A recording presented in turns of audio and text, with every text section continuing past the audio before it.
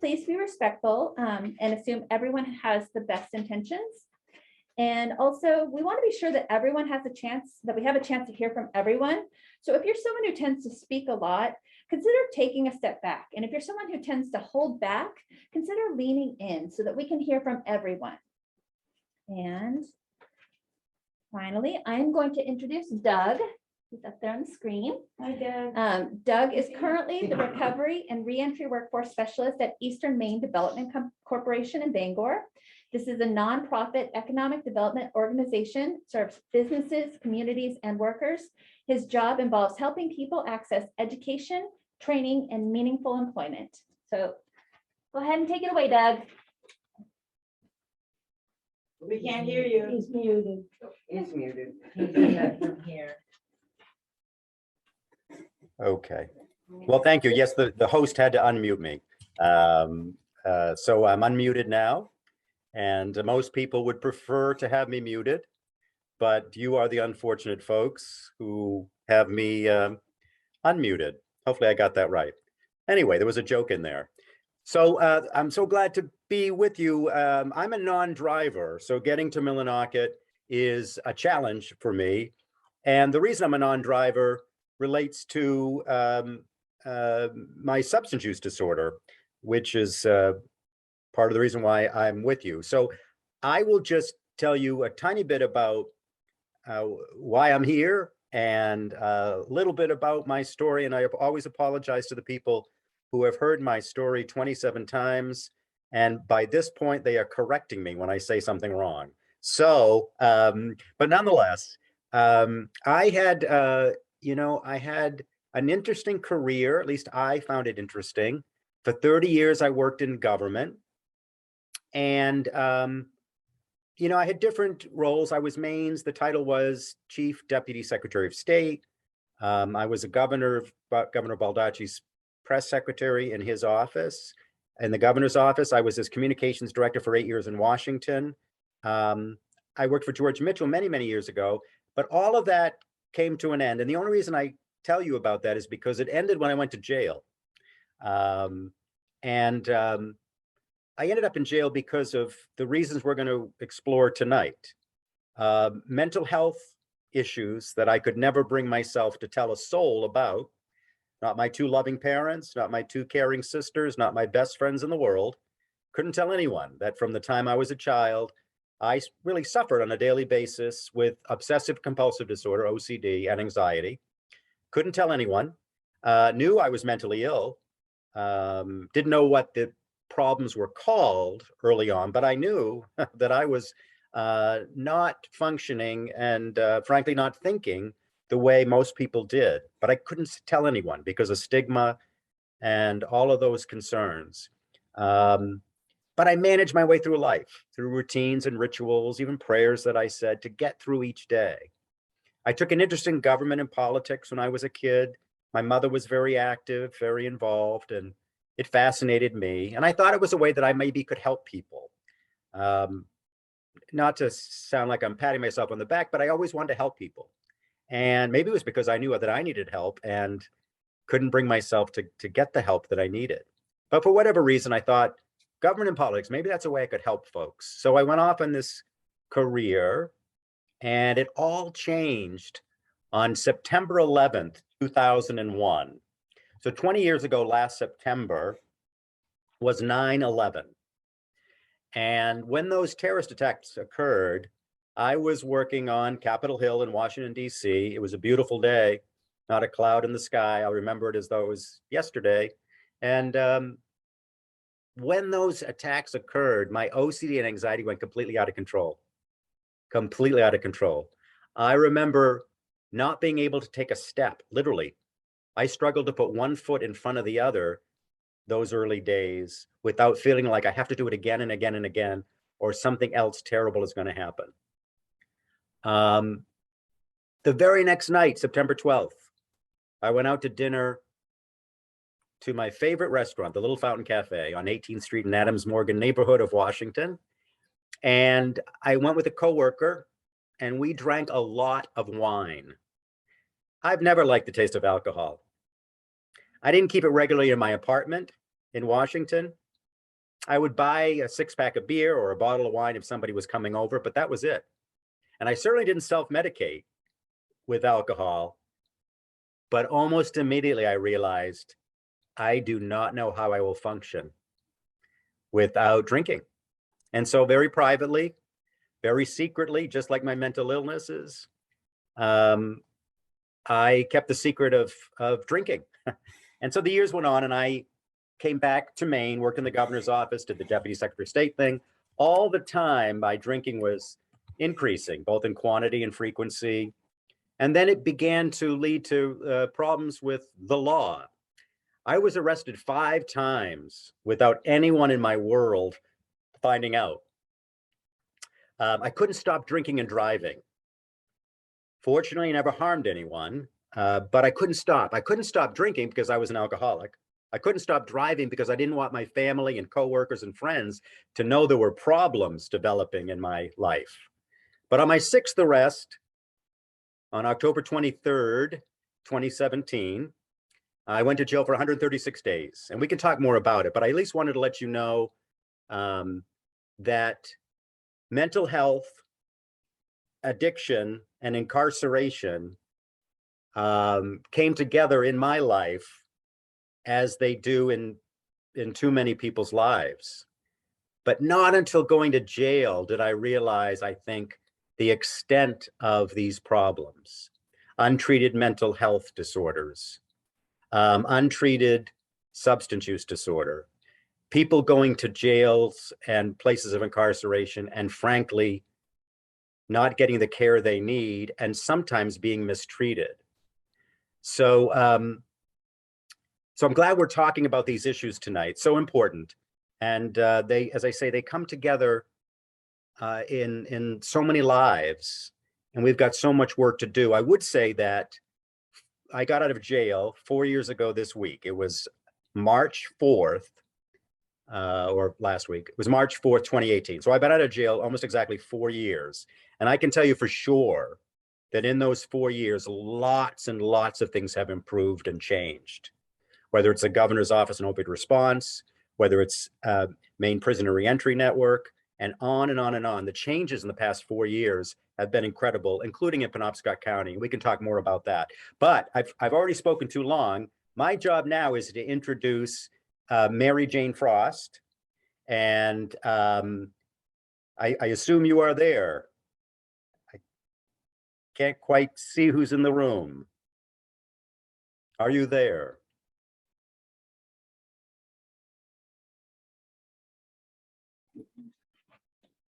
Hey, Doug. Okay. All right. So let me tell folks that my multitasking here on Zoom is not as swift as it should be. You, Mary Jane Frost, you're a nurse, a pastor, a grandmother. You live in Millinocket, and you have served in all kinds of different capacities. A nurse in psychiatric, public health, parish, and school settings, as well as a mental health chaplain. You are currently the pastor serving the First Congregational Church, United Church of Christ in East Millinocket. And you're going to talk more about, causes of addiction and trauma, mental illness, those various factors that, lead to, frankly, many people suffering from addiction and then incarceration. So take it away. Thank you. Thank you. You folks in the front row be okay if I took my mask off? I'm good with it. Please do. We can all take them off if it makes you feel more comfortable. Oh. So I'm really excited to be here and to be a part of this this teaching presentation. And this is a subject that's near and dear to my heart. And I've spent my vocational career working with children, with teenagers. I've worked with wise elders. And I've worked with a lot of folks suffering from psychological and spiritual and mental trauma. And so thank you for coming tonight. And please bear with me. I'm not a professional public speaker, but I'm going to say everything I can from the heart. So I hope that you hear what I'm trying to put over to you and take it to heart and take it into whatever places you are working or serving. And kindness, generosity, patience. So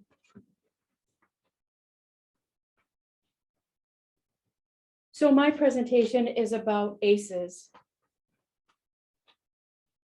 And tonight we're going to look at ACEs, which is a framework that helps everyone that wants to learn it to understand the negative childhood experience that affects people's health.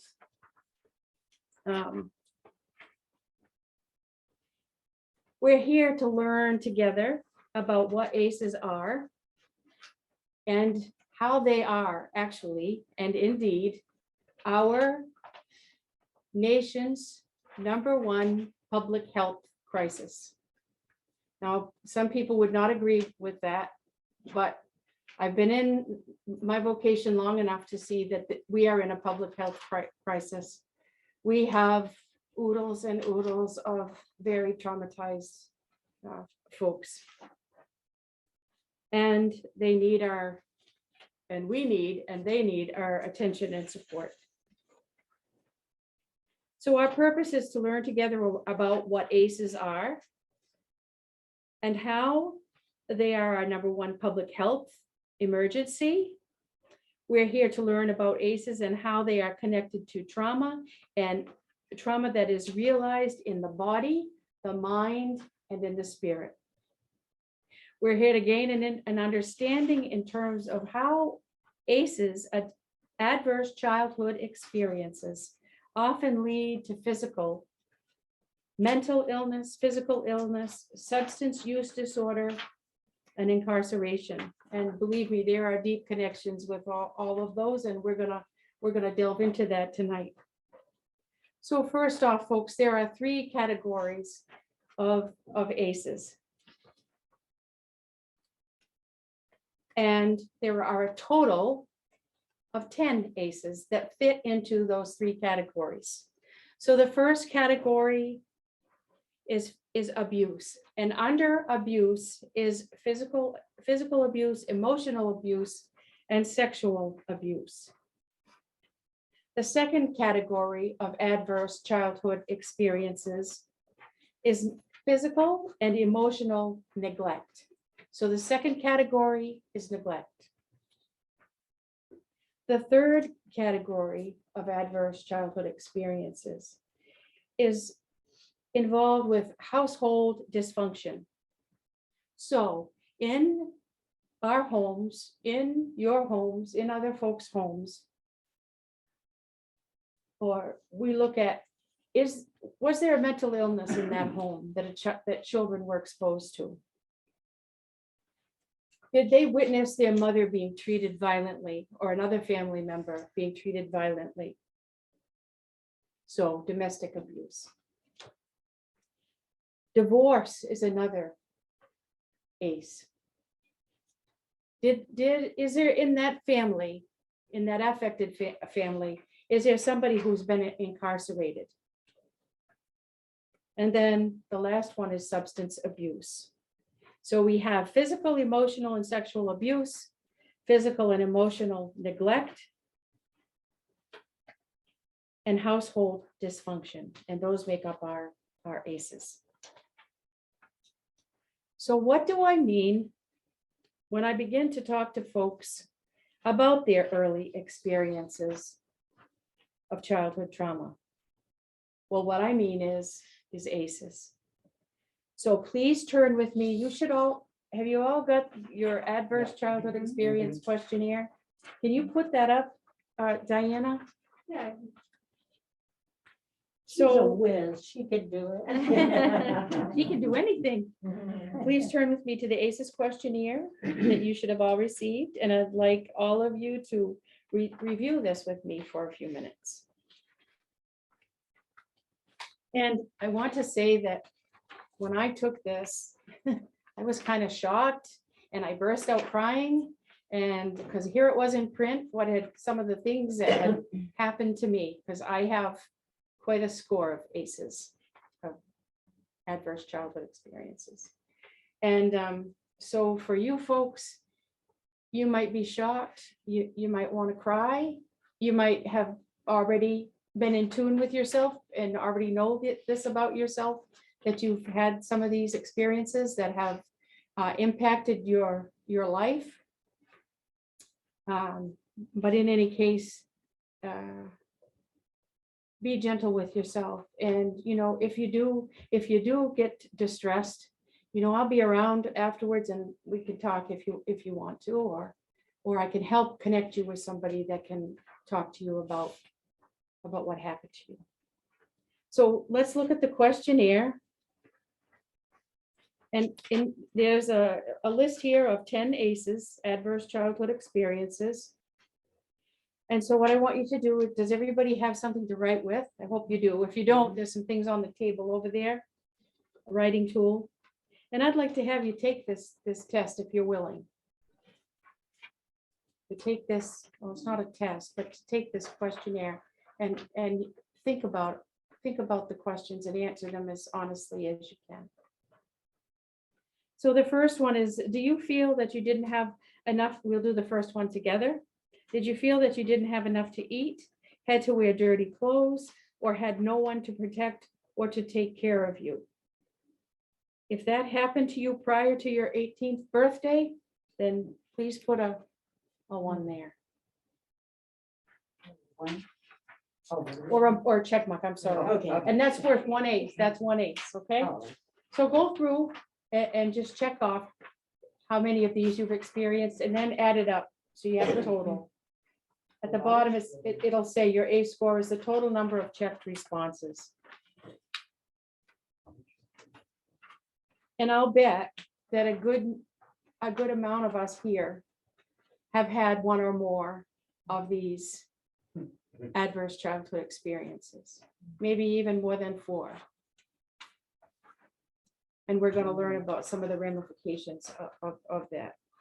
So don't worry, I'm not going to ask you what your ACE score is either, but I just want you to see the questions and to understand a little bit about what adverse childhood experiences entail. And if you'll just put your hand up quickly and let me know that you're done.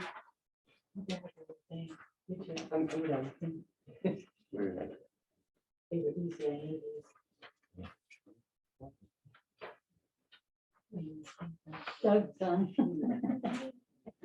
So let's just look at the questionnaire just for a few more minutes. And I want to tell you that there's a questionnaire. This tool is used mainly by primary care doctors. There was a big initiative in California, and there still is, that primary care doctors, when a patient comes into their exam room, they will use this questionnaire. And it gives them some information about, has this person experienced early childhood abuse, neglect, trauma?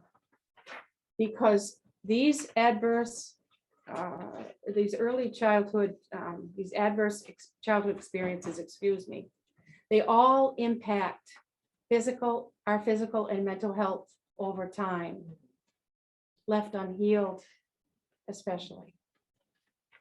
So this was a great tool for physicians and nurses. And I think even, you know, in other places where folks are in social work, it's just a great tool. And then helps to know how to work with a traumatized person in a more compassionate and to understand why they're saying the things they're saying maybe, and doing the things that they're doing. And I can't remember the name of the doctor who first got on to these adverse childhood experiences and how they affected people. But in any case, he was at Kaiser Permanente. It was a big clinic. So I think it all has to do with insurance. But this doctor ran an obesity clinic. And what he noticed is that people would come into his clinic and they'd want help to lose weight and to take care of themselves, to lose weight and to be healthier. But so many of them would end up, they'd do well for a long period of time. And then all of a sudden, he just wouldn't see them anymore, you know? And so he started to call them up or reconnect with them somehow. And he'd ask the people that had left, you know, what happened? Why did you leave the program? You know, he said so many of them were doing so well. And what he found after questioning them is that most of them would have had a very high ACEs score. Most of them had been traumatized early in their childhoods. And so as they were losing weight and losing their cover and losing their protection, they weren't working on some of the issues of trauma. And so they got, and they weren't being supported in that, which was huge for them. Am I saying this clear enough? And so they would just be discouraged and they would quit. So then he started to ask, you know, make a questionnaire and ask the people that came into his practice. So that's how it all got started. So again, there are two different questionnaires. There's one for children, one for adults.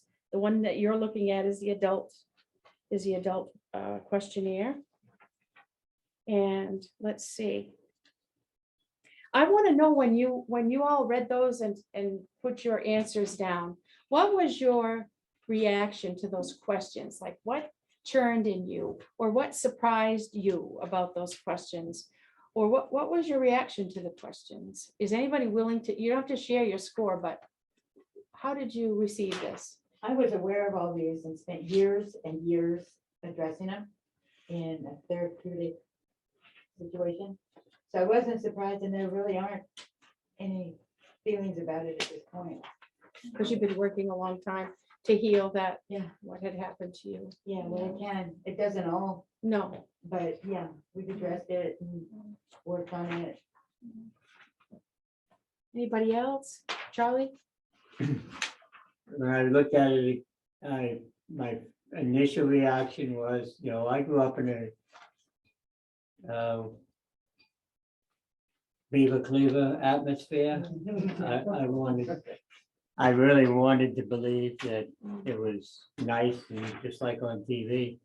And I carried that into my adult life.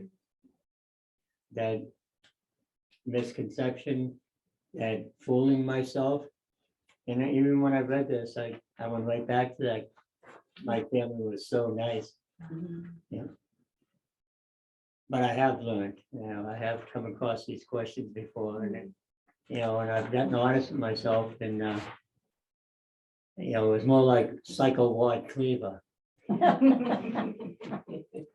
Gotcha. Yeah, thank you. For those who know that. Thank you, reference. Charlie. There are a lot of people who don't know. that They reference. probably don't know that reference. Leave It to Beaver, wasn't that the name of the show? Yeah. Okay, so we've talked a little bit about, anybody else want to react to that? Go ahead. It's, I was in California for 20 years, so I know the Kaiser Permanente system, but never in a general primary care situation have I been asked any of these Wow. questions, which is shocking, actually. Yeah. Yeah. I mean, just think of the information that could be gleaned from that. So I have so anybody else before I move on? Yeah. I was aware of all these questions and had, you know, been working on them. But to see it in black and white Mm. and then actually, you know, add them up, that had quite an impact. You know, just seeing it. Made it real, made it really real. Yeah, it's always been real, It has. but more real. More real, Yeah. yeah, more real. I have to be mindful of the time. So the results of ACEs research has demonstrated that they're very common. ACEs are common in our United States of America. In a 90 study of over 17,000 ACE study participants, 26% of the population or of this tested or participatory ACE study population, 26% of that 17,000 had one ACE. 16% had two ACEs. 9.5% had three ACEs, and 12.4% had 4+ ACEs. So anyway, 60 within that, and 36% had no ACEs, or they claimed they had no ACEs. 64%. So what that comes out to is that 64% of these folks who participated in this study, 64% of them reported at least one ACE, one adverse childhood experience. And I want it noted that that 12.4% had 4+ ACEs. And what that equals out to is that this has, if you have over 4 ACEs, 4 or plus ACEs, there is a huge chance that you are going to have some sort of chronic illness as you age. Oh, yeah, sure. Diabetes, Yeah. obesity, Correct. heart disease, all of those diseases that impact our people so much in this country. So, another point in this study, these folks that were included in this 17,000, in these 17,000 people, they were white, they were in the middle or the upper class, and let me see, and they were all employed. Okay, and so you've heard those percentages. Mhm. So what about people of color, Native people, all marginalized peoples? Well, they have greater ACE scores and all the attendant negative health outcomes of those high ACE scores, especially, as I said, later in life. So, that's very concerning to me. I was telling Sue, James Cone, who was a great theologian, a Black theologian, and a peace and justice, and he really led his people. He said he's passed now, but he called marginalized, traumatized people the crucified of the earth. And I'm not trying to bring religion in here, but you think about that, they are the crucified of the earth, and they experience these ACEs at a much greater. What would you use the word rate than we would white middle class people? Okay, so why do you folks think that we need to be concerned about early childhood abuse and neglect, adverse childhood experiences? Anybody? And if you're in the audience, can you please speak up a little bit, just to make sure everyone can hear you on Zoom? Okay, go For ahead. one thing, if you have a high score, you are very likely, because we learn from our parents' behaviors, you're very likely to pass that right on to whoever you raise. And then they, in turn, will do the same. Because I know with me, I thought until I was in my 30s that wives just got beat up. I thought it was part of, one of the things you did if you were a wife. Really never thought about it. I'm sorry. Oh. Maybe who I am, right? We're the sum of these kind of things. So. But that's it. Passing it on is probably the biggest thing, if you can stop it. Break the cycle. Yeah. Jane Mary, I think it affects everything that you do. I have anxiety because of my history. That affects my self-confidence, which the girls are helping me with. But it affects, I have PTSD, loud noises, sharp movements. Even now, where I'm in my 30s, my kids still notice. It affects everything that I do. I can't eat certain foods, I can't go to certain places, it's still there. So, but most people don't realize that. So. And that's why we're trying to get the word out. Mhm. And as I said, I don't think the virus is our number one public health. Not even number two. Not even number, it's this early childhood abuse and not a child not having a loving and good enough foundation of love and protection and, you know, all those things that children need to thrive and good education and a mom and dad that will look at them as unique beings and, you know, anyway, we'll get into that a little bit later, but thank you. Anybody else want to share before I move on? Okay.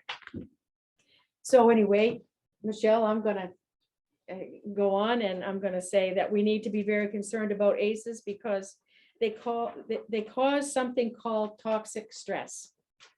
Now, there are 3 different types of stress. The first kind of a stress is like, if you're like a teen, I'll use this example, you're a teen in high school and you've got an algebra test and you want to do well and you get stressed out about that. Well, that stress is like, it's going to help you to really work hard and study so that you can do well on that test. That's a good kind of a stress. It helps us to do a better job, you know, to reach our goals. And then we have another kind of stress. Let me see. That's the positive stress, folks. Then we have what is called tolerable stress. And tolerable stress, gee whiz, it might even be a bad accident, a bad car accident, or some sort of serious accident, or even a death in your family, of a family member. And that's much more severe, but it's eased. The impact of that is eased because there's a functioning, fairly healthy adult helping that child to understand and process what happened, to help process that stress. And so more severe, but it's still tolerable. But the kids that do not have that functional adult helping them to talk through that accident, to help them make meaning, all those things, to model the feelings, to model healing. That's not good stress. That's a real hard stress. But then we come to toxic stress. And toxic stress comes with neglect and abuse. And toxic stress is stress that is intense, it's frequent, it's ongoing, the child can't get away from it. It promotes chaos and adversity in the home. And there is no adult in that home that is helping that child to process all that mess that's going on, all that sadness and chaos. So that's toxic stress. Now, another important characteristic of toxic stress is a child just doesn't know when the bad thing is going to happen, but they only know that this thing is going to keep on happening. And it made me think of this little girl, and every day her dad comes home, her dad is coming home from work. A lot of times the dad comes home, he's in a really pissed off, really angry, nasty mood. Some days it's a little bit better, but mostly it's anger and rage. And so she goes to the window every day at 4:45 to watch for dad, to drive in the driveway, to read his body language, to read his facial expression, and get prepared for dad's rage and dad's anger. And because it might not happen today when he gets home, but she knows it's going to happen soon. Did I say that clear enough for you to understand? And then another characteristic, and the final one that I'll talk about is, and I've said it before, there's no one there to help. Okay. So toxic stress, let's look further at what this terrible type of stress does to children's bodies, minds, and spirits. With the onset of this kind of ongoing toxic stress, children's brains are constantly being bathed with stress hormones. And these are the fight or flight, or even freeze, but these are the fight or flight hormones that are released when we are like that little girl waiting. Irregardless of what he does, she's still going to have those hormones pumping in her body, waiting to see what her father's like. So there's going to be that, and bathing her brain. So if there's toxic stress for an infant, that's really going to foul up their connections. If those little infants can't make eye contact, can't bond with their primary caregiver, they're going to have stress reactions in their body, and their brains are not going to develop the connections that they need for normal brain function. Okay, so with toxic stress, there's the release of these powerful stress hormones, and there's less wiring in the brain, and the wiring that is there is all mixed up. They showed pictures, I've seen pictures of a brain of a child that's in an intact, loving, supportive home. Maybe not perfect, but they're supportive. And you look at that child, the picture of that child's brain in comparison to the child who's had so much early childhood neglect and abuse. So you have the child that's been loved and supported, just massive amounts of connections. You can see the connections of the neurons. In the child who has had the neglect and abuse, they're odd kind of manifestations, odd connections. It looks odd, and there's not as many. It's reduced connections. So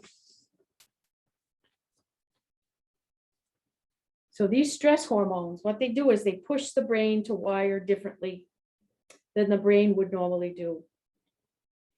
And what happens to children is their perceptions, their awareness, their impressions are impacted. The child sees the world through the lens of their traumatic life experience.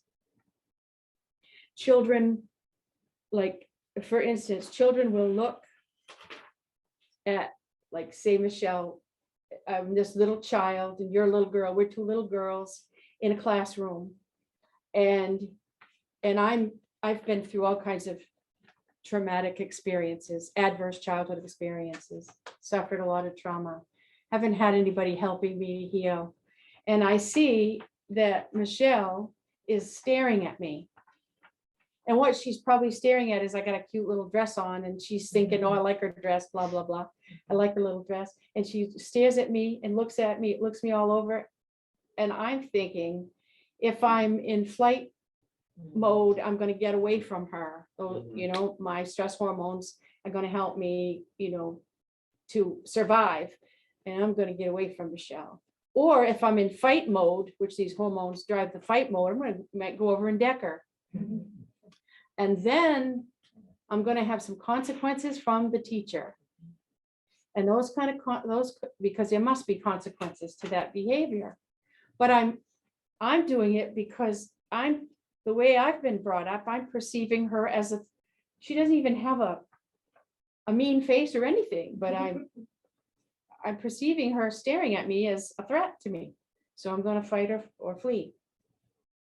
So anyway, neutral facial expressions of others, and a child may read them as threatening. So they might fight or flee or freeze. And I've given you the example, and I hope you understood it. So the frontal cortex of the brain, that's this part here, your brain, if we were to look at that, a picture of your brain, it's this front part. And this front part of the brain is called the frontal cortex. And it's a part of the brain where reasoning and processing of the child, of all the world around the child takes place. And traumatized children,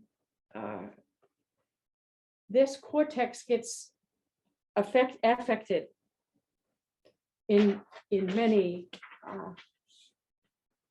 serious and very sad ways. And I'm going to tell you about some of that.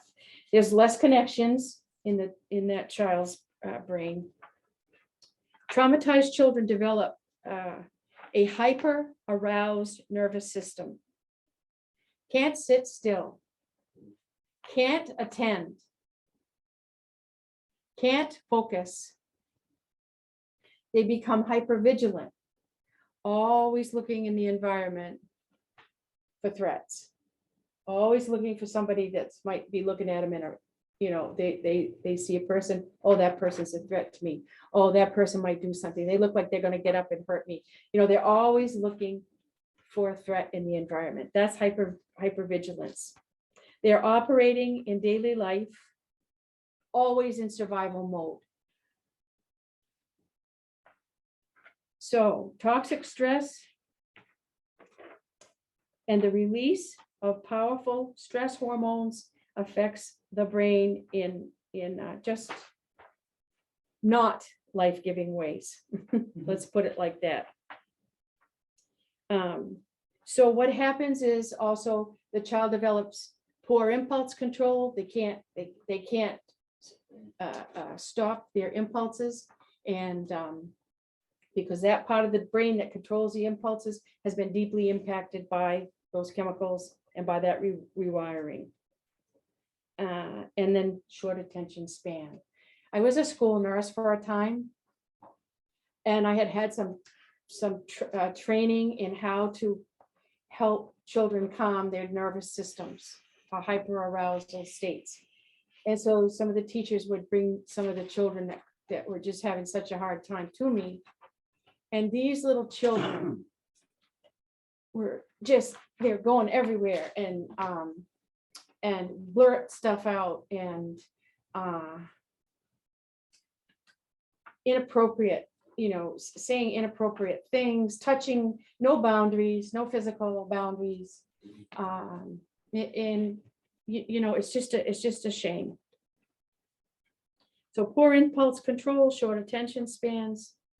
So if we think about this, think about how all of this affects a child's ability to attend to his or her teacher, to take in information and to process it and to store that information properly, which we all must do. And then to have the means to retrieve the information and apply it across situations. So what about a little child? They're asked to come up to the board and the teacher says, come on up, I want you to do this math example on the board. That little girl comes from a lot of adverse childhood experiences, a lot of trauma. She's going to maybe have difficulty doing that math example because she's in survival mode and she's thinking about what might happen when she goes home. So that math example doesn't mean much to her. Survival means everything, that math example. And so what do we do with children? A lot of times, we're getting better, but a lot of times we give children very negative consequences because they're not paying attention or they can't do the math example. Well, why can't you do that? They're shamed when if they had some awareness and they knew a little bit about this little girl and maybe the home they took the time to get to know the family and what was going on in the home.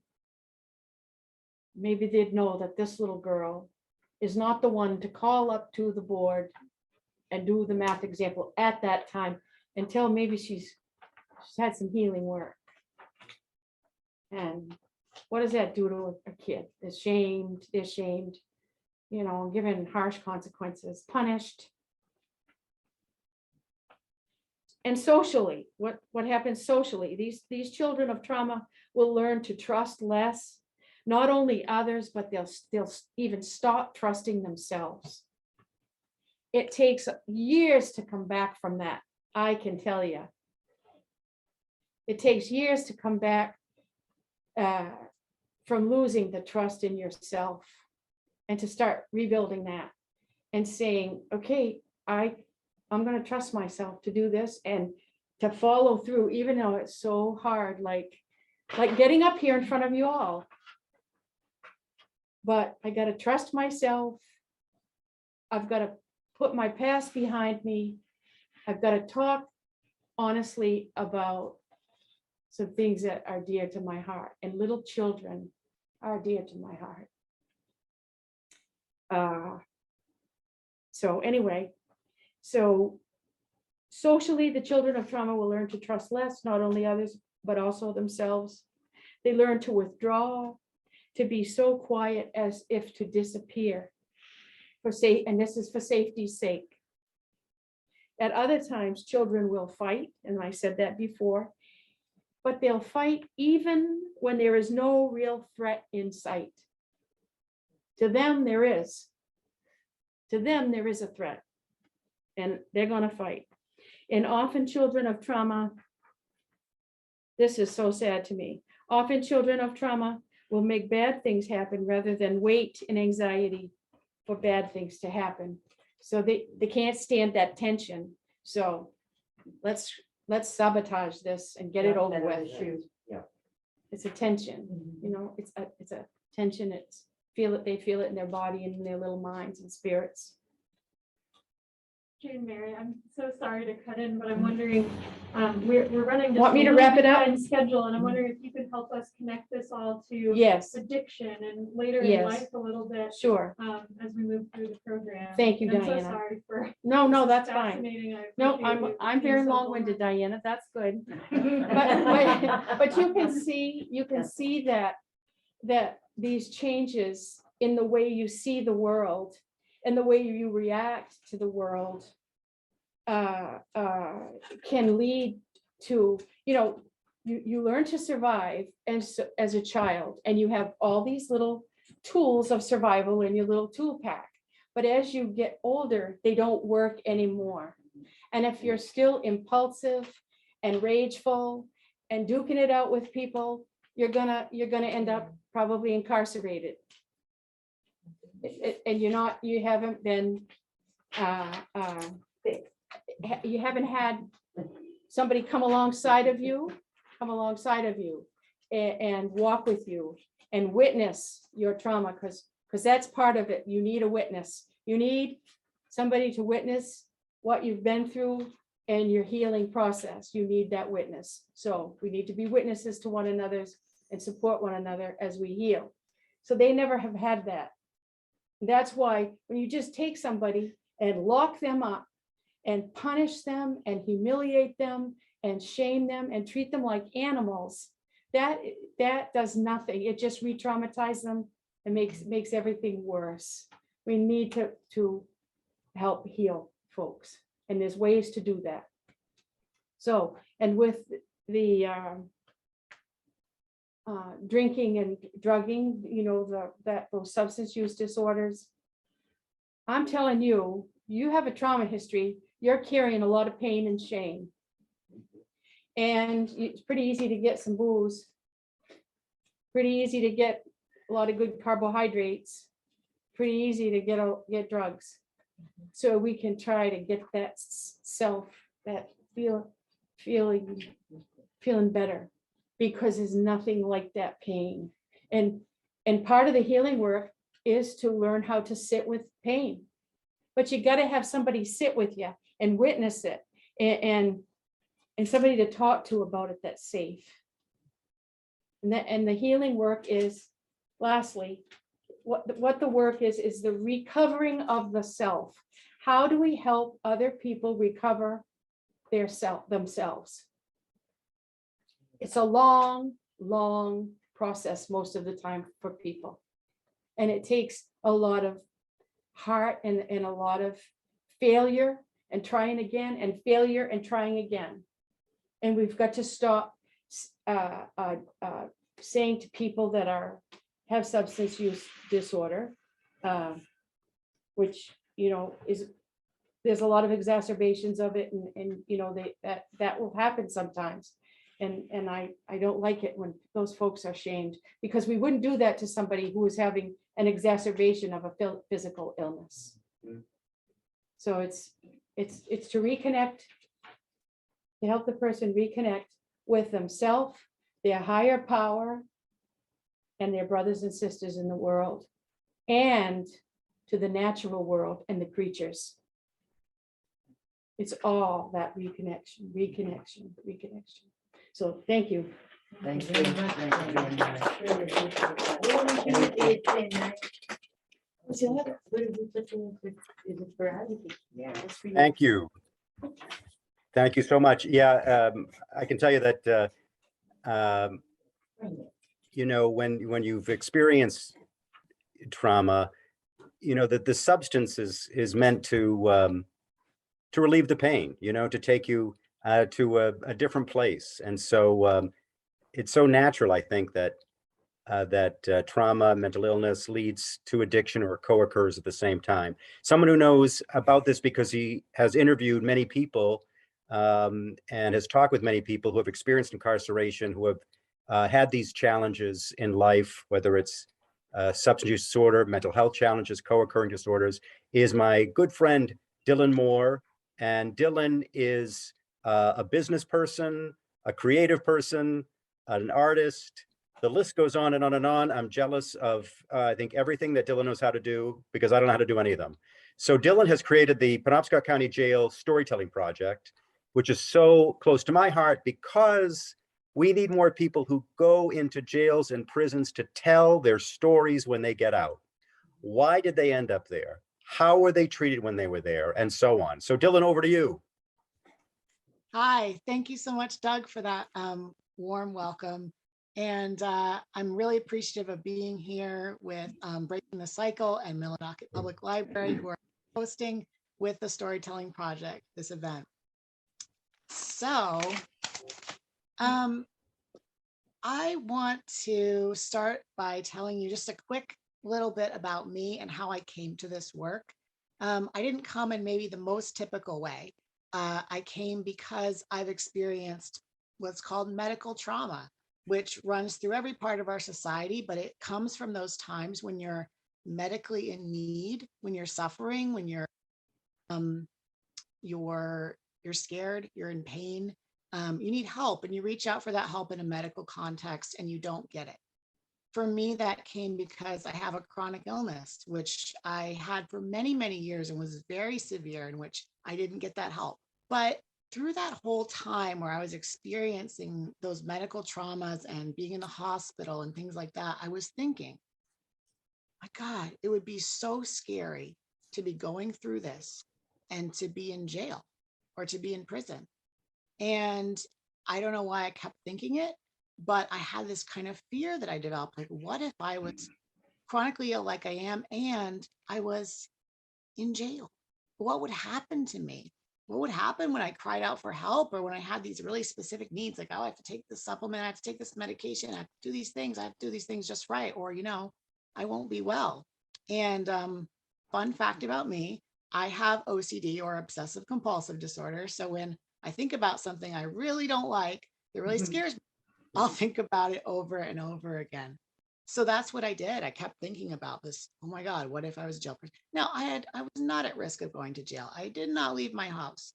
I was too ill to leave the house. So I'm not sure how I thought that could happen. But when I talked to people about it, they would say something like, well, don't worry, it's never going to happen to you. You're not going to end up in jail or prison. So don't worry about it. But I did, because as time went on, I realized this may not happen to me, but this is happening. This is real. People are in jails and prisons who are very, very ill, who have complex medical needs. And what's happening to them? What's that like? And that was really what drew me to start talking to people who had been incarcerated. And as I did that, I found out that that connection I had had to this work was one of the most relevant kinds of connections I could have had. Because when we talk about what happens in jails and prisons, 99% of the time, we are talking about severe chronic physical and mental illnesses happening in the jail and prison. When we talk about the trauma people have from jail and prison, it's often medical trauma. And this is especially true for jails, county jails, and the jail that I talk with folks who have been in, which is Penobscot County Jail. So we're talking about medical trauma when we talk about those experiences. And it's a dark topic. It's a really tricky topic. It's a topic where sometimes after I do an interview, I have to, go and like take a shower and like try to enter another frame of mind, which is something that was taught to me by the social worker who advises the project. We do these interviews and we learn these things, and it's very difficult. Not as difficult as living with them. Absolutely. We're just taking on some of that pain and seeing it, a little bit of it for the first time. And it is huge. So we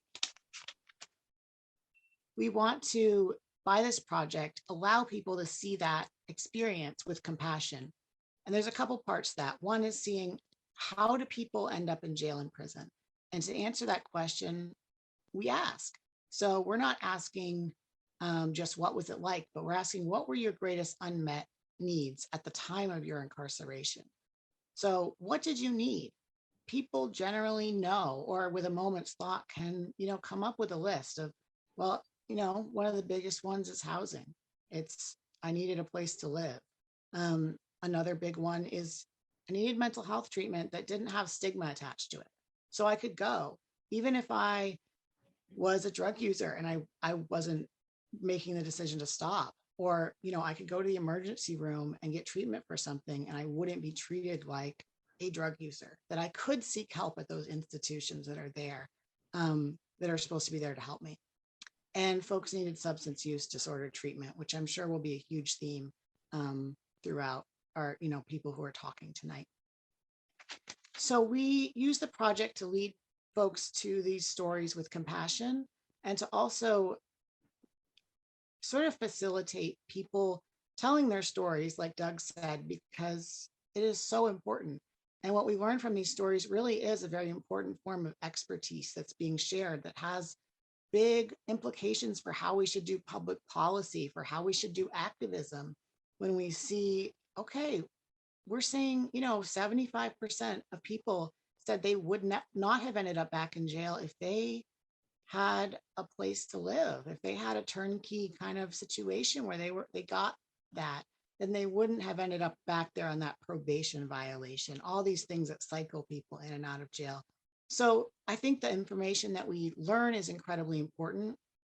There's a tremendous amount of courage in the folks that share their stories, and we're so grateful to them for doing that, and really try to serve them and their priorities through the work that we do, even if they can't physically be present in meetings or in different things that might be going on, that their voices are always there.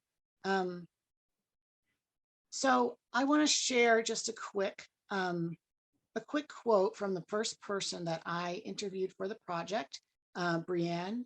And Brianne was and is a woman who is in recovery from addiction. This is the first thing she said to me. Said, "You'll find this a lot.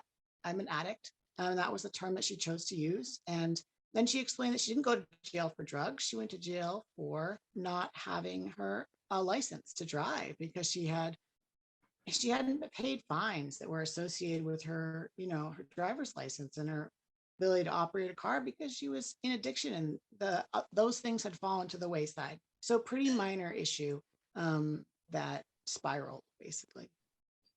Brianne was on treatment by that time, before, this all got out of control. To that extent, she had started treatment and she was finally on the right path, using medication-assisted treatment for her substance use disorder. So she was going and getting the treatment, and, everything was getting on track, but she hadn't fixed all the mistakes that she'd made before. So she ended up back in jail. And unfortunately, what happens when probably the majority of people, and certainly the majority, it appears, at Penobscot County Jail enter the jail and they're on a medication treatment for substance use disorders if that is abruptly discontinued. And they immediately go into withdrawal. A long and super painful process. And then, you know, exit the jail not being on treatment anymore. And that's certainly something that we've really pushed hard to try to fix. So Brienne was a tremendous storyteller for this project. You can find Brienne's story as well as 5 other stories on the walls of the Millinocket Library. So you'll see a painting done by a local artist or a Maine connected artist and the story next to it. They're also online at storiesofincarceration.com. So you can check that out. And as the library just put up on the screen, they're hosted on the library website right now as well. So I would really encourage you to just take a look and read those stories and see those common threads and see the humanity and the compassion that we can extend to each other when we put ourselves in each other's shoes. So thanks so much for having me, and I will let it be passed on to the next person. Thank you, Dylan.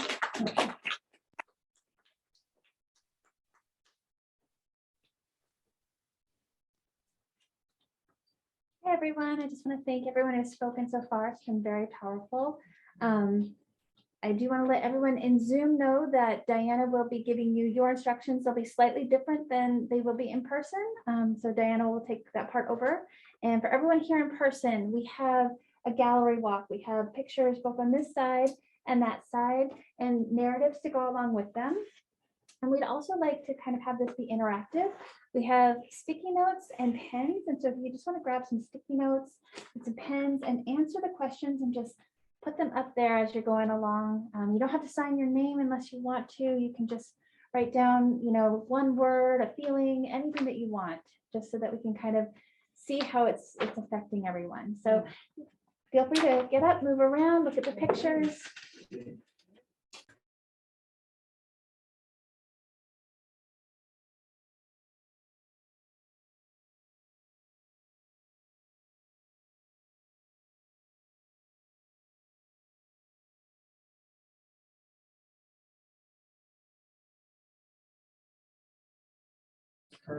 All right, everyone.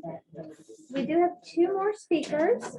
So I think we're going to turn it over to them, or we're going to turn it over to Doug, who is going to introduce our 2 speakers coming up. And at some point we have some word clouds. So everyone here was able to post their impressions and the responses on these little like impromptu boards. And then online we did have a word cloud that's going to be generated of the responses of folks who were viewing them over Zoom. And at some point, we're going to post that on the page, the resources page that has these pictures, it has the resources list from last week and some upcoming resources that we'll be putting in as well. So if it's okay with Diana, I'll turn it over to Doug and we'll continue on.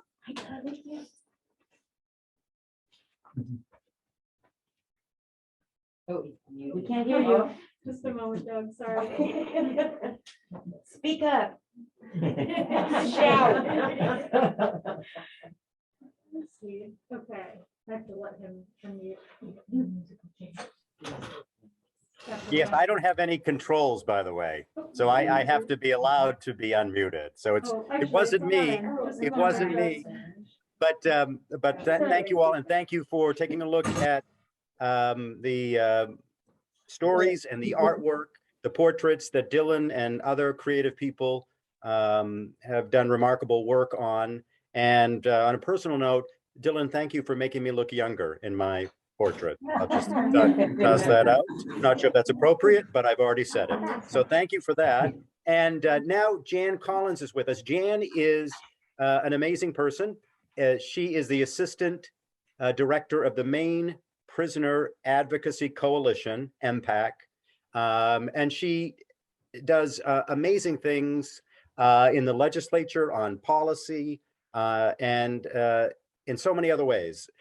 2 things that she has been fighting for that I think are so important is how are we caring for are dying residents of our prisons, people who are dying? How do we care for them?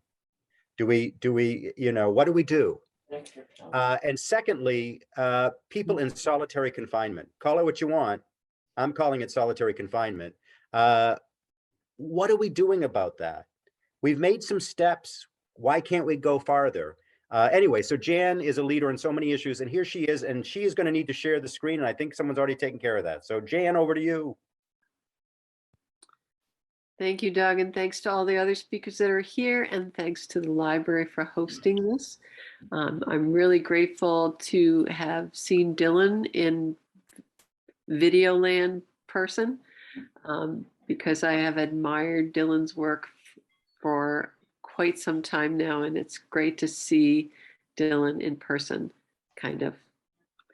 Hard to say that on Zoom. So I would like to share my screen. The topic of my conversation is about the effect of incarceration on families and children, but it also includes the effects for all of us, because incarceration doesn't just affect the children, it also affects every single person in every community. Now, this is the tricky part. Oh, there it goes. It did it. So I am assistant director, but what brought me here is the fact that I am also a child of someone who was incarcerated.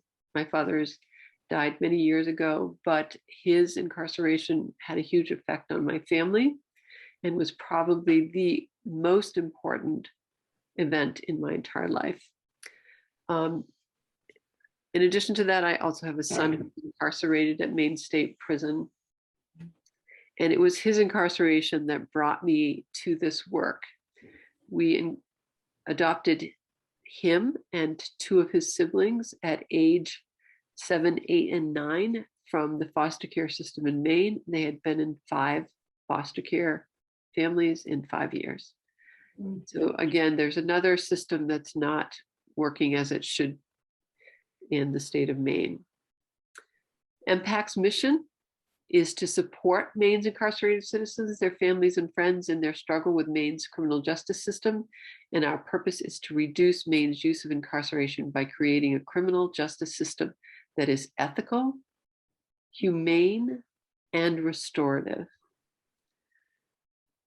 And as I mentioned, this is to kind of give us an overview of how the system as it currently is configured affects all of us. So the United States, as you know, has 5% of the world's population, but 25% of the world's incarcerated population. That's an incredible figure. And it is to our shame that we have such a terrible incarceration rate. As you can see, the United States leads all of the countries that we might normally compare ourselves, the European Union. And even though Maine has one of the lowest incarceration rates in the country, it is still way higher than most countries. The question is, has it always been this way? Have we always incarcerated people at this rate in the United States? Are we just really criminal and bad people here in the United States? So to figure that out, we have to look at what it's been like in the past. And this graph shows 1930 to 1970. And although it fluctuates depending on policy throughout those years, it is generally between 100 and 120 people incarcerated per 100,000. Something drastic happened in the 1970s. And as you can see, that very even, slightly fluctuating line took this huge leap starting in about 1974.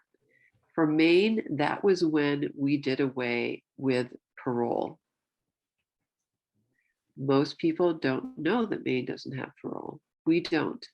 So when you're incarcerated in Maine, you are given a sentence, and that's your sentence. No matter what you do, to reform yourself, no matter how much education you get, how much programming you take, or what skills you learn. That's your sentence. There is no reward for rehabilitation in Maine. Has this huge increase in the incarceration rate in the United States solved any problems? The answer to that, I'm going to give you the answer before you figure it out for yourself, which I'm sure you already have. No, it hasn't solved any problems. In fact, it's made things a lot worse. Because one of the things that contributed to that huge leap in the number of incarcerated people was what we call the war on drugs. It's not really a war on drugs, it is a war on people. As you can see from this graph, starting again in the mid-70s and continuing to this day, we have spent, as of 2010, we had spent $1.5 trillion on our war on drugs. The blue line shows us the change in the number of in the addiction rate. And as you can tell from looking at that, the war on drugs has not changed the addiction rate one iota. It remains about 1.5 to 2% of the population. So $1.5 trillion to change not a single thing. Some statistics around mental health also point to the reason why we have a high incarceration rate. So along with putting in people in prison for drug use or addiction, which is a health problem, not a criminal problem, but a health problem, we also put people in prison for mental illness. About the time that this incarceration rate was going up in Maine, we decided to close our mental health institutions. AMHI is a prime example. So AMHI was closed for good reason. We decided that it would be better to serve people with mental illness in our communities. That is a wonderful, wonderful idea. The problem was we did not put any resources in our community to serve those people with mental illness. So we closed AMHI, Augusta Mental Health Institute, and we displaced over 1,000 people who then went into our communities without any of the services they needed to be successful.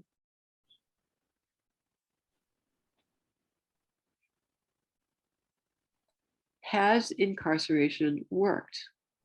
Well, just like with schools, and I'm a retired high school science teacher, I taught chemistry for 26 years, as well as some other science classes. What we look at is the success rate. So if people are successful in my class, I can say, this many people got A's, B's, C's, and this many people failed.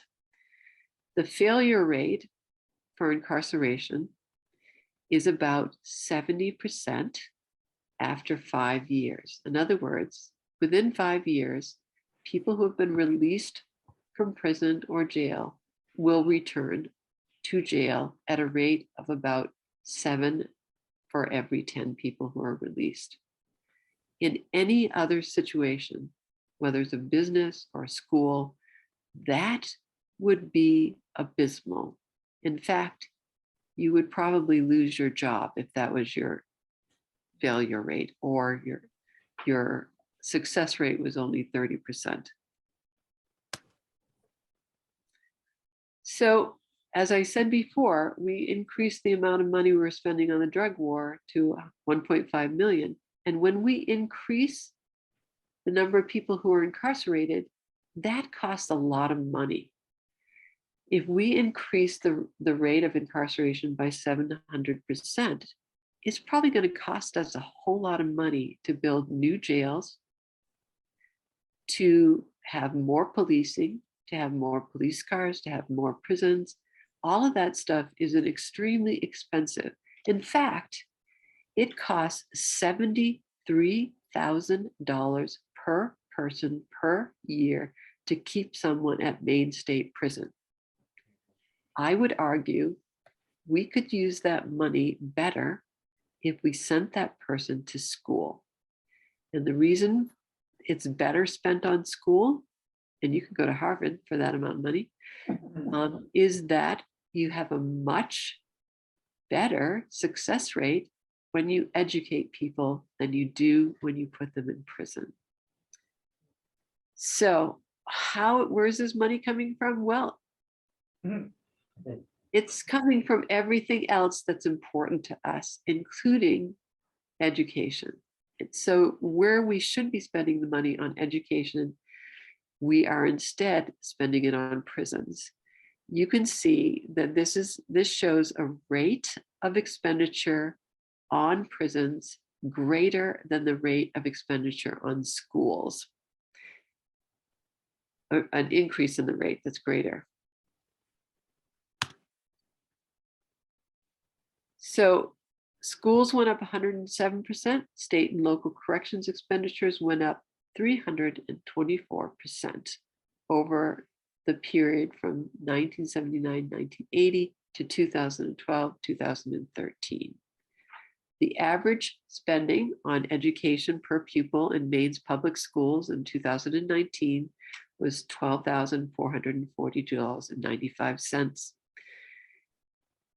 If you took the money that we spent on keeping someone behind bars without programming and without education, that's $73,000 for each person behind bars, we could have educated 5 or 6 students.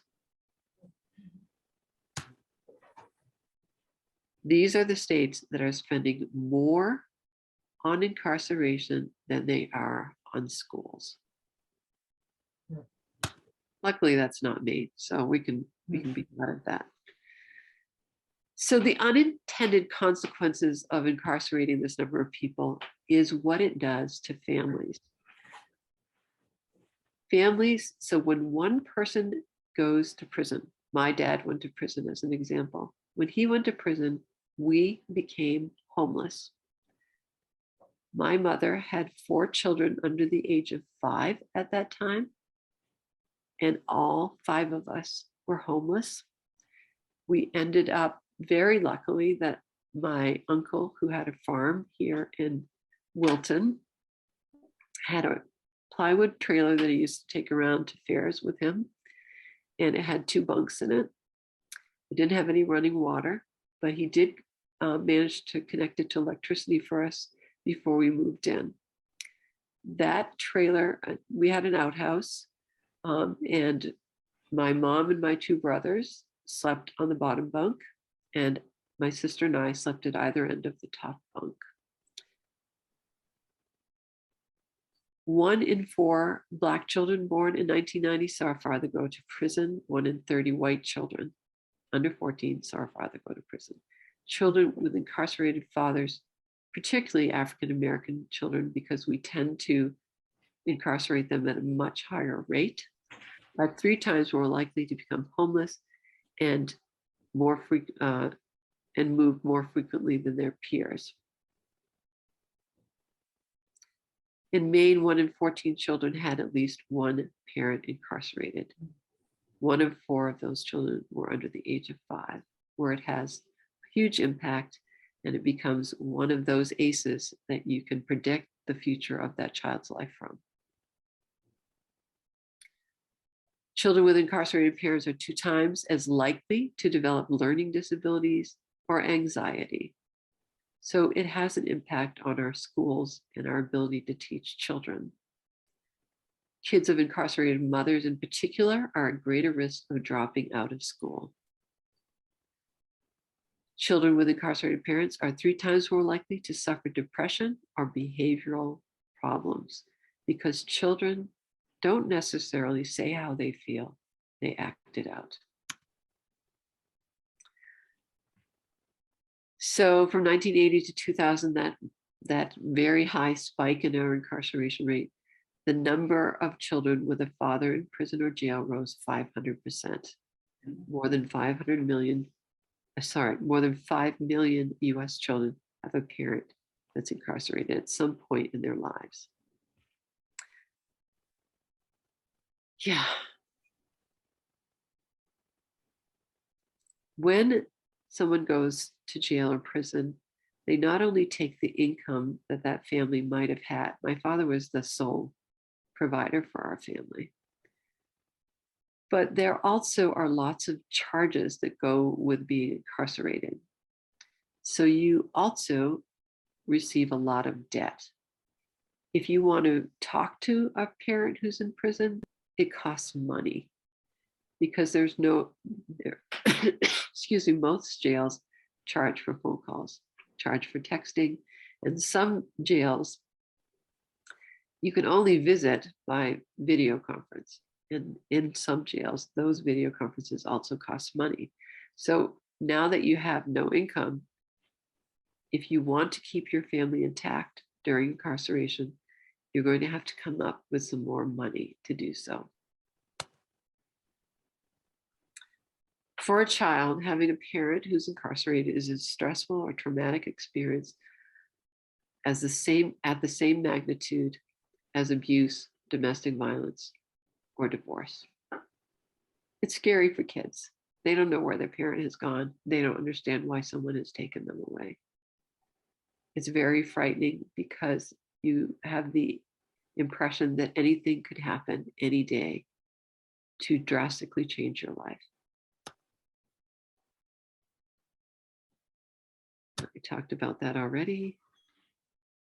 This is a statistic that is devastating to me. One study found that if incarceration rates had not increased over a 24-year period, the US poverty rate would have fallen by 20%. Instead, it went up.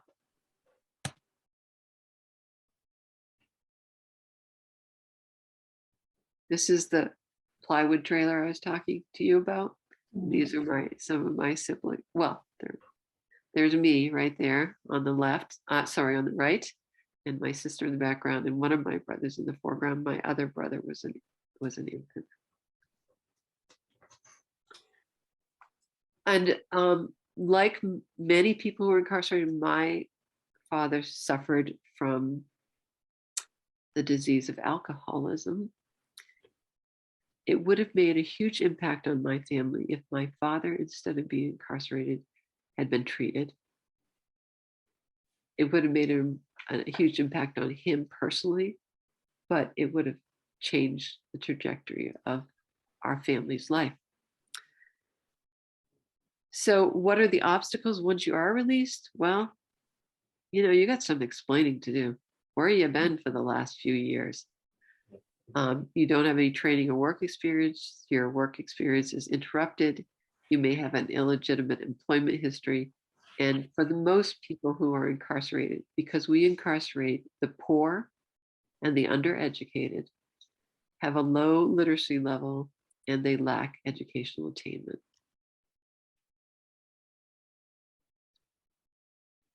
So luckily, just last year, we passed a bill that keeps this question off of most applications, not all, but most applications. You do not have to indicate that you have a felony conviction on a job application. However, it is in your best interest if you do to bring that up in any interview that you might have to explain how you've rehabilitated yourself since your incarceration or during your incarceration. Returning home. Okay, so you went to jail or prison. Guess what? You don't have a house anymore. You don't have a car anymore because you couldn't make car payments while you were in there. And you don't have a job. You don't have a job, a home, or transportation. So what are you going to do when you're released from prison after spending 5 years there with $50 that they give you at the door? Well, it's not going to get you an apartment. 1 in 5 people returning from prison become homeless upon reentering the community. And that can be even higher in urban areas, 30 to 50%. There is a strong correlation. These are how things can snowball downhill. So you're homeless. Guess what? You have a much greater chance of returning to jail or prison. How are you going to get a job if you don't have a place to work, to live rather? And how are you going to get services? So homelessness is key to turning this all around. And I'm going to kind of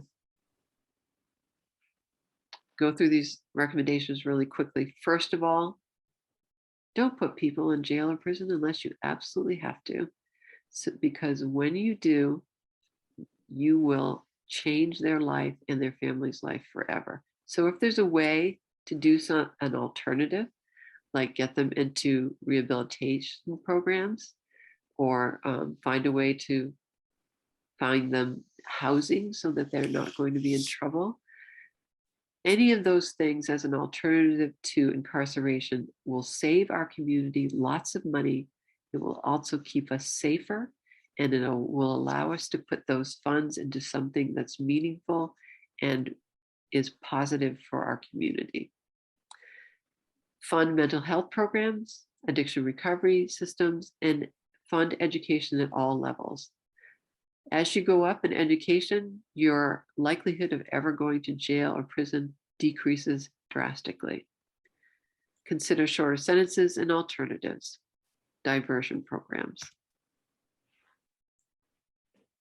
For children, we need them to be supported at school, in after-school programs, counseling, and have childcare support for their parent, for their mother or father, whoever is left at home. Require courts to inform local social service programs, develop visitation policies, and perform racial equity impact assessments for all that we do, so that we don't inadvertently affect some populations much more than others. Try not to dig the hole deeper for debt while people are in prison. Strengthen communities. Underline, underline, underline. Without a doubt, people who break the law should face consequences. Still, parents who are incarcerated do not live in isolation. They are fathers, mothers, partners, caregivers, breadwinners, and community members, and their kids inevitably end up sharing their sentences. Thank you so much for giving me your attention and inviting me here tonight. I appreciate it. Thank you, Jan. And, as I mentioned before, I didn't know any of these things. I worked in government for 30 years, thought I knew a thing or two about lots of aspects of government. Didn't know a thing really about the criminal legal system and what kind of a system we've created and perpetuated. Just one example. When I was in jail, and I know we're running late, this will be very brief. When I was in jail, I was housed. One of my first cellmates, was a young man named Chad. And I may have mentioned this last week. Chad didn't know if he was 25 or 26 years old. We were coming up on Thanksgiving while I was housed with him. He didn't know when Thanksgiving occurred. I don't mean he didn't know it was like a Thursday late in November. I mean, he didn't know when Thanksgiving occurred in the calendar year. And Chad was in jail because he would steal things because he was hungry. He lived in the woods in Newport.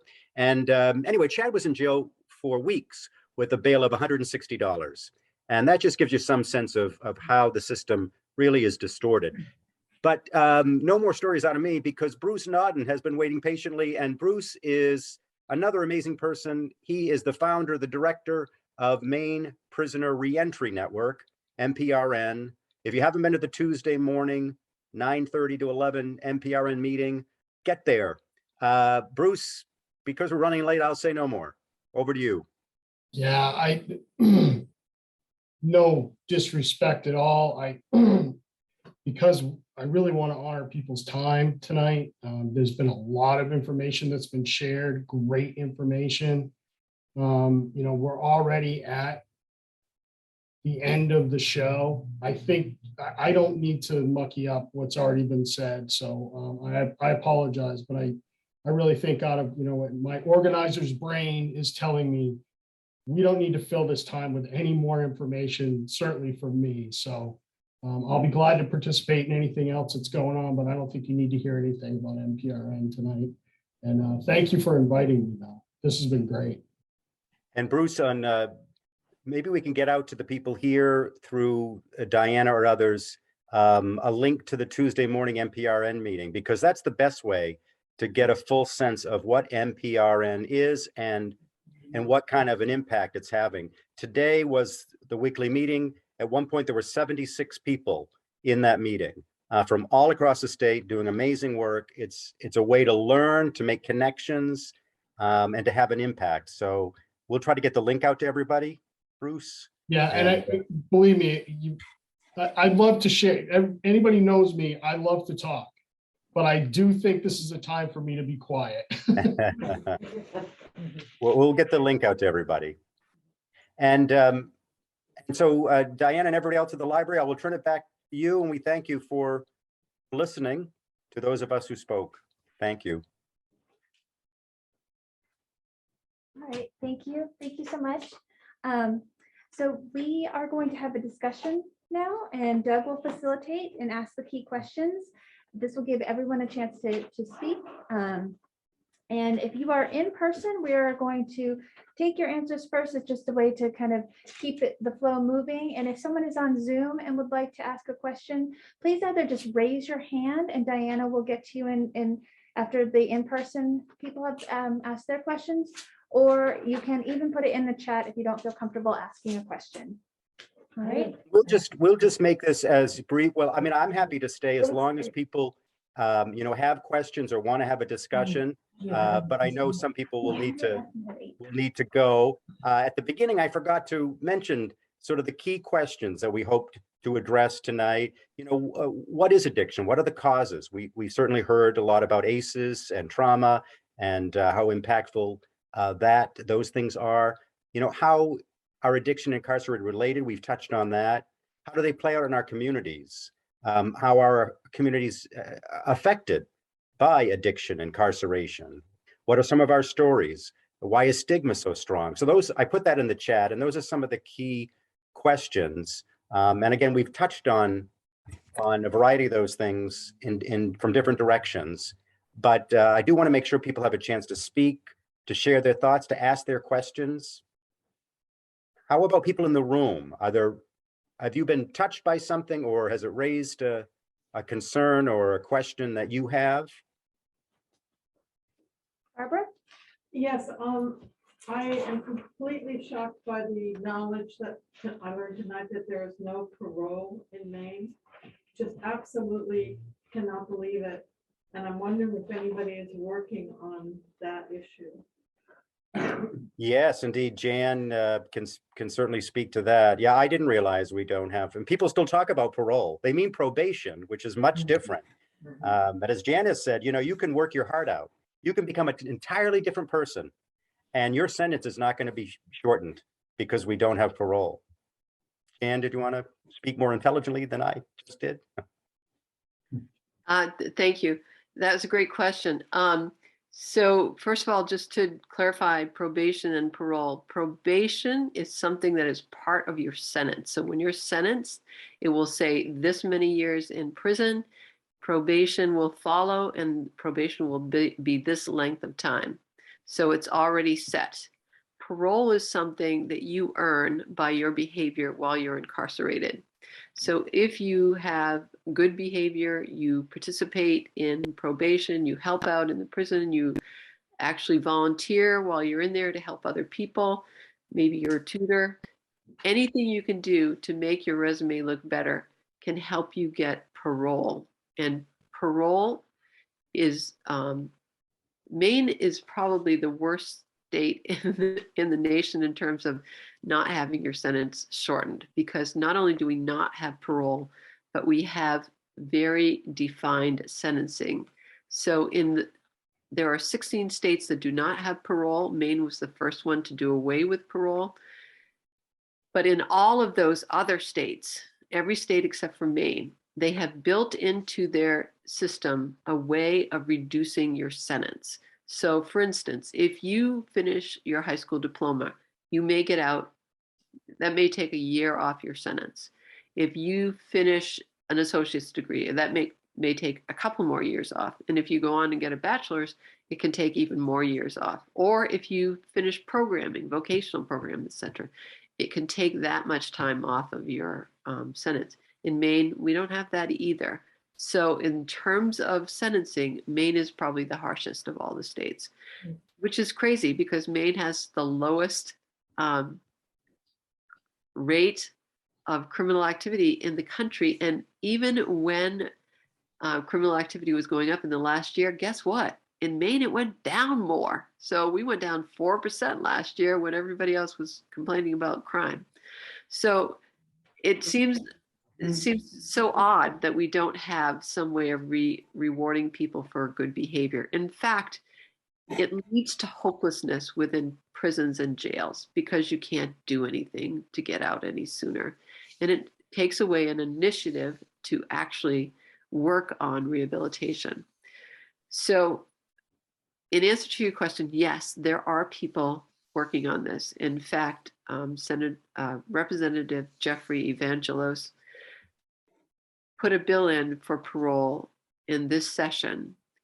The bill itself failed, but he managed to get in an amendment to study parole with the hopes that we could reintroduce another bill in the next session. And although the governor did not sign that bill, she didn't veto it. So there will be a study of parole in the next few months and hopefully legislation being introduced in the next session. Sorry, that was a long answer. Thank you. Yeah, absolutely. People are working on it. Before the next question, I would say that, we in the government, people like me who worked in the government for all these years, we talk a good game about wanting to invest in evidence-based, best practices, all of that, and then we haven't done it. I graduated from the Penobscot County Adult Drug Treatment Court. Treatment courts aren't for everybody, but they have a remarkable record on recidivism. There was a study during 2020. The report was released in December of 2020. After 2 years of getting out of a treatment court, the recidivism rate is 6%. 2 years of getting out of prison, 2 years in this study, it was 41%. So 2 years getting out of prison, 41% recidivism after 24 months. 24 months after getting out of a treatment court, 6%. But yet we finally are expanding our treatment courts. But I was just fortunate to have my case heard in a county that had a treatment court. If I had been over where Jan lives, I wouldn't have had that option 4 years ago. I would have gone to a prison. Other questions from the audience? Charlie?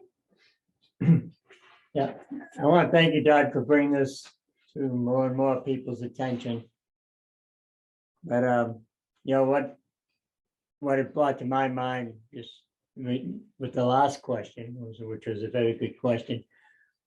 It brought up 3 strike sentencing. Yeah, I guess we're getting away from 3 strikes and you're out. That's finally starting to change, but there's still mandatory sentencing. I think we have to give judges the ability to judge, and maybe we won't be sentencing people so harshly. I guess that's a statement rather than a question. Thank you. Yeah, good point, Charlie. For years that I worked in government, you wanted to be the tough on crime candidate. You didn't want to be the candidate who was, really being forward thinking. You wanted to be the tough on crime candidate. That's why, so many laws have been passed over and over and over again, increasing the penalties, increasing the jail time, increasing. And it just hasn't worked, as Jan has pointed out. Other questions from the audience or in the Zoom? I haven't paid attention to the Zoom. Hey, Question? Doug, it's Heidi. Hi, Heidi. Couple of observations. Last week we were talking about Vermont and Maine and the incarceration rates being low, but the thing that continues to climb is the addiction issue and the incarceration rate of addiction issues.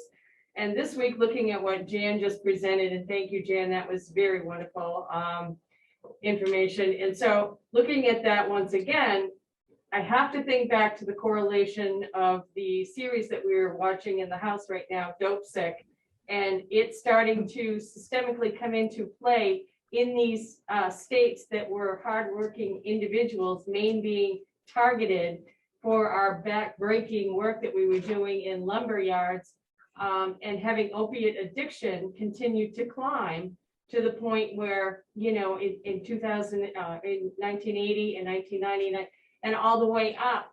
The incarceration, it shows it on this series as well. The incarceration rate continues to climb, and it's more and more and more about addiction issues.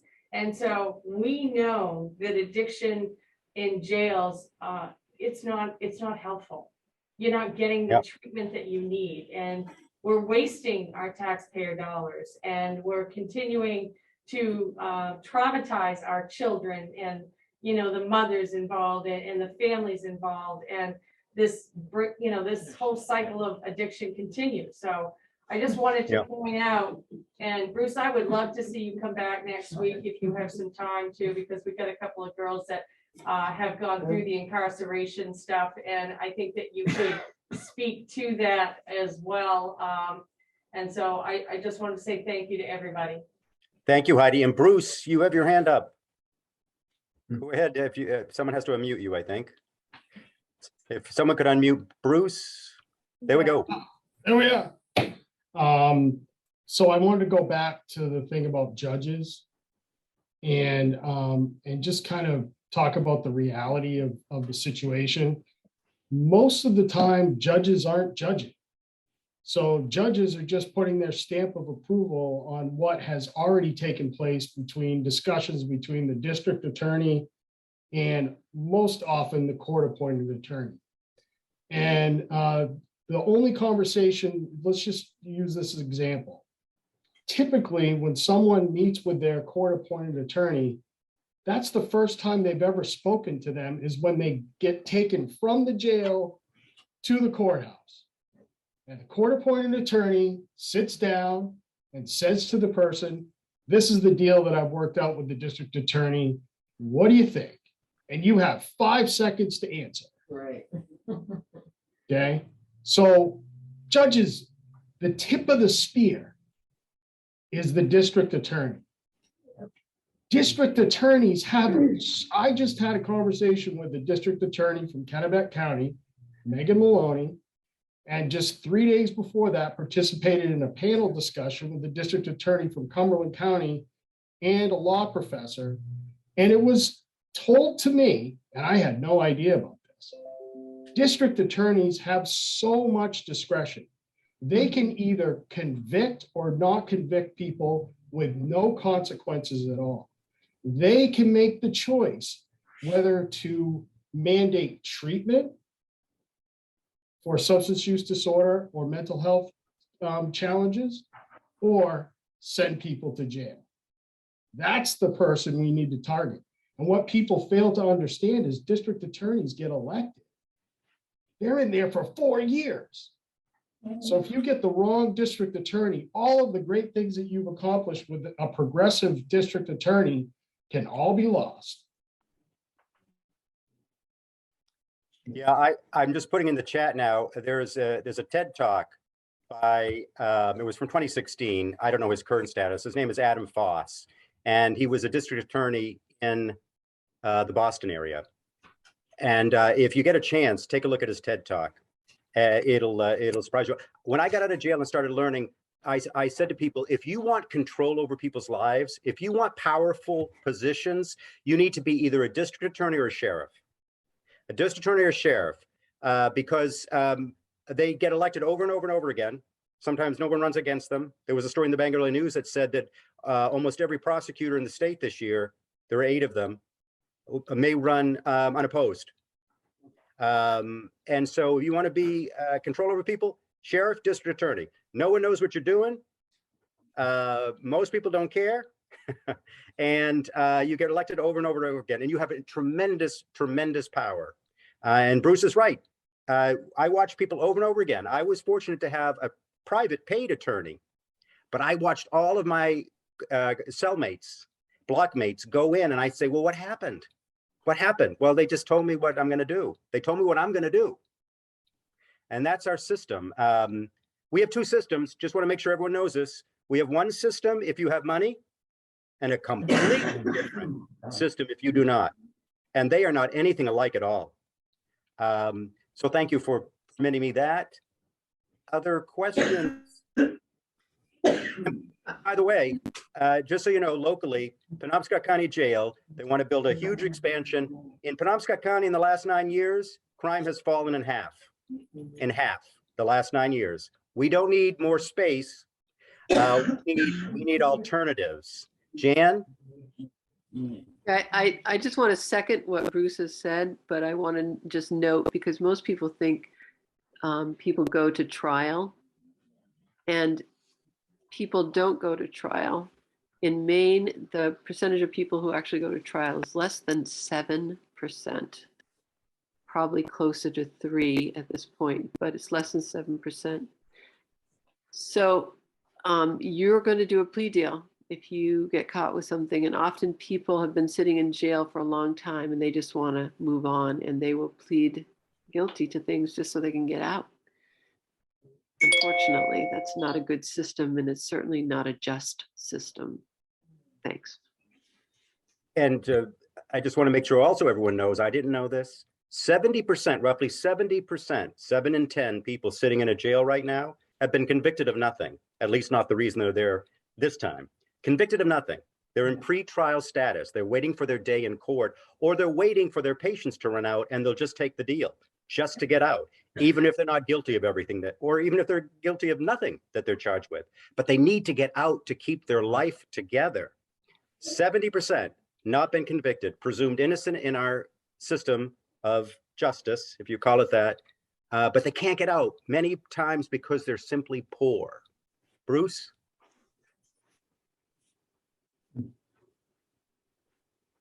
Thank you. I know we're really dwelling on jail, but that is kind of the vast wasteland. We have a little bit more of a handle on things that are going on in prison.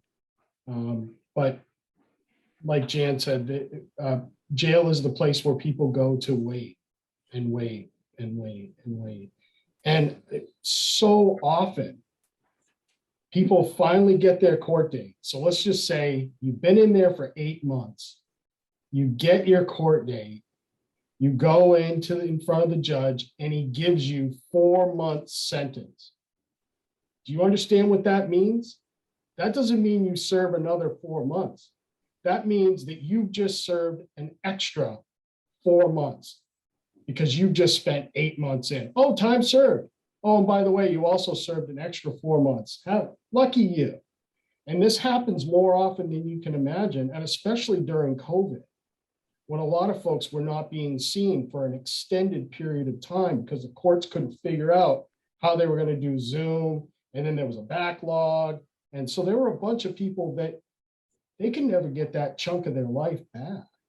So this is an incredibly unjust system. Yeah, it's amazing. It changed my life because I had no idea of these injustices. Yeah, people lose their health insurance just because they're in jail. If you're on main care, just because you're in jail, not because you've been convicted of anything, your health care goes away just because you're sitting in jail. You may be completely innocent, but you've lost your health care, you've lost your apartment, you've lost your job, you lose everything, and you could be completely innocent because you're poor generally. Yeah, the injustices go on and on and on. Other questions from the audience? There was Or- one or in the com- chat, Doug. Did you see that one? I know that there's that someone's Jennifer has mentioned that knows someone who is in a similar situation like that. Did you want to speak up, Jennifer, and see if there's anything we can offer, or if you want to add more? You're unmuted. You put up with me talking this long. If you want to say something, go ahead.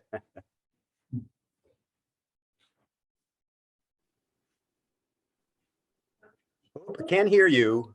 For some reason, you're unmuted, but something not quite right.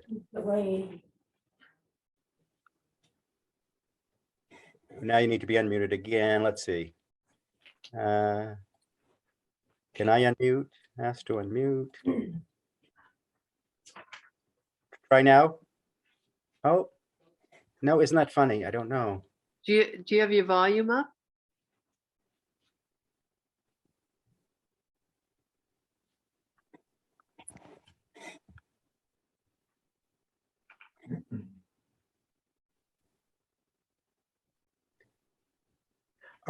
Jennifer, are you saying that your husband is in jail now and is there because he can't make the bail? Can you hear me now? Or Oh, yeah, great, okay, great. okay. So he was in a mental health crisis. I had literally reached out to everybody that I could think of, and he didn't think that he needed help. So we ended up getting in a dispute. Had to call the cops. I was hoping they would bring him to Acadia or somewhere safe. Of course, they didn't. They let him bail out. Went to a very unsafe place and ended up having his bail revoked. I had to write a statement. And so now they moved him to Kennebec County. I believe he did get to talk to Charlotte Warren the other day. His court-appointed lawyer, I guess, won't take his phone calls. And so he has court tomorrow, actually. And he said, because we can't have contact. So his family told me that they gave him a plea deal for, say, 90 days. He's already done 30, 2 years probation, has to get counseling. So I was subpoenaed to court. So I'm just wondering, can I be like, well, I want to talk to the DA. Like, I want treatment. The cop put in her report that they wanted treatment. Our DHS worker said that he needs treatment. So is there anything I can do? It's a lot. There's a long backstory. He's probably on the ACEs test. He probably would have yeses to every single question. Well, I'm certainly not a lawyer. Wouldn't want to say something that would, might make the situation worse. Bruce has his hand up. Bruce, can I unmute you? And I'm sorry that I use just straight district attorney. It's also prosecutors. And prosecutors, unfortunately, don't always reflect the the philosophy of the district attorney, who is their boss.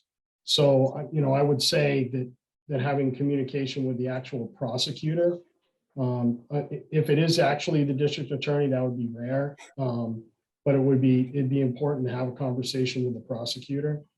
The other thing is that if hopefully folks are going to share my email, I would love to have you send me an email, because we have the ability to go in and meet with people at Kennebec County Jail. Okay. And while he's sitting in there, I'd really like to have a conversation with him, just so that he understands that there are people in the community in a pure sense that would like to talk to him and help him out with, some of the other resources that are available in the community once he gets out. Yeah.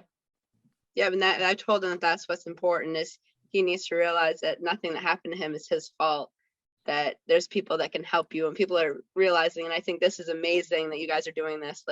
I was like, yes, my prayers are answered. Jennifer, what was he moved to Kennebec County because was he in Penobscot County Jail originally? Yeah. Because it was overcrowding. Yeah. Overcrowding, he was boarded out. Yep. Okay. Yeah, if he's going to remain there, we can certainly meet with him. Yeah. Sorry. It's good that he was boarded out to Kennebec County because of Bruce's organization and maybe being able to connect with him. You can certainly try to talk with people, whether it's a defense attorney or the assistant DA who's probably prosecuting the case. You could certainly try. The only thing I was going to say in general is not only do most people not go to trial, but the system is set up. It could not function if people went to trial at a high rate. It just wouldn't function. So they need people to accept their offers. It's called an offer, by the way. They need people to accept that. And again, people just want to go home and keep their life together. So many, many people who otherwise might opt for a trial just need to get out. So I wish you well. I wish I had better, some sort of magic answer, but No, I appreciate it. Thank you. And if I could get, oh, there's Bruce's email. Thank you guys. yeah. Anybody else? You've been all so patient. Yeah, I think everyone has spoken and asked their questions who would like to. And I think everyone, again, I think all of our hosts, and this has been fantastic. The conversation's been really, really moving and very informative as well. This is, as a lot of people know, this is the second of 4. We're going to have 2 more weeks with some new things coming up next week and the week after. And I really hope that everyone who is here tonight is able to attend the next ones. And I want to thank everyone again for taking the time and for bearing with us and for giving us a second chance. And yeah, so I hope everyone has a great evening, and be careful out there. It seems like it's getting colder and icier, and so drive Thank safe. you all. Thank you so Thank much. you. Appreciate it. Thank you. To all of you.